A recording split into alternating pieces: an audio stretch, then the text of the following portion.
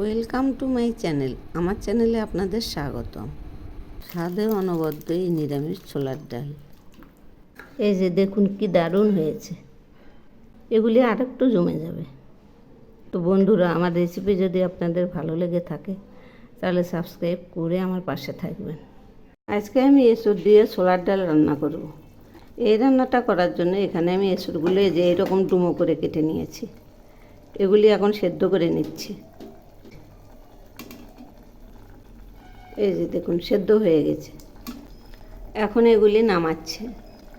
এই রান্নাটা করার জন্য এখানে আমি 250 গ্রাম ছোলার ডাল আধা ঘন্টা ভিজিয়ে রেখেছি। এরপর এগুলি ধুয়ে ছেঁকে নিয়েছি। এবার আমি প্রেসার কুকার বসিয়েছি। এর মধ্যে 1 মগ জল দিলাম। এখন ডালগুলো এর মধ্যে দিয়ে দিচ্ছি। আর দিচ্ছি কয়েকটা চেরা কাঁচা লঙ্কা। এখন আমি দিচ্ছি 2টো তেজপাতা। সেদ্ধতে তেজপাতা দিলে ফ্লেভারটা সুন্দর হয়। এখন আমি দিচ্ছি 1 চামচ লবণ। এবার আমি প্রেসার কুকারটা বন্ধ করে দিলাম। ডাল সিদ্ধ হয়ে গেছে, এখন নামাবো। এবার কড়াই বসিয়েছি। কড়াইয়ে তেল দিলাম। একটা শুকনো লঙ্কা ফোড়ন দিলাম। এবার আমি দিচ্ছি 1 চামচ জিরে। আর দিচ্ছি 2টো তেজপাতা। এখন আমি দিচ্ছি 1 চামচ জিরে বাটা আর 1 টুকরো আদা বাটা। এই মশলাটা ফোড়নের সঙ্গে ভাজলে ডালের খুব স্বাদ হয়। এগুলি ভাজা প্রায় হয়ে আসছে। এবার আমি ডাল ছেড়ে দিচ্ছি।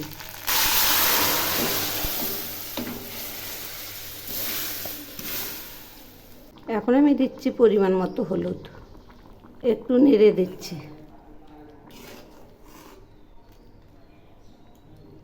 এবার আমি পরিমাণ মতো লবণ দিলাম। আর দিচ্ছি 1 চামচ চিনি। এই রান্নাটা একটু ঝাল ঝাল মিষ্টি মিষ্টি হবে। রান্নাটা এখন প্রায় হয়ে আসছে। একদম ঘন হয়েছে ডালটা। এই ডালটা এইরকম ঘনই ভালো লাগে খেতে। একদম ডালটা ফাটা ফাটা হবে আর একদম ঘন। এখন আমি এর মধ্যে দিচ্ছি একটা সাদা এলাচ আর 1 টুকরো গরম মশলা বাটা। সব শেষে আমি 1 চামচ ঘি দিলাম। এবার আমি নেড়ে ছেড়ে নামাবো। একদম মাখা মাখা হয়ে গেছে। এই যে রান্নাটা নামিয়েছি, দেখুন কি দারুণ হয়েছে। এভাবে বানিয়ে খেয়ে দেখবেন, অসাধারণ টেস্ট।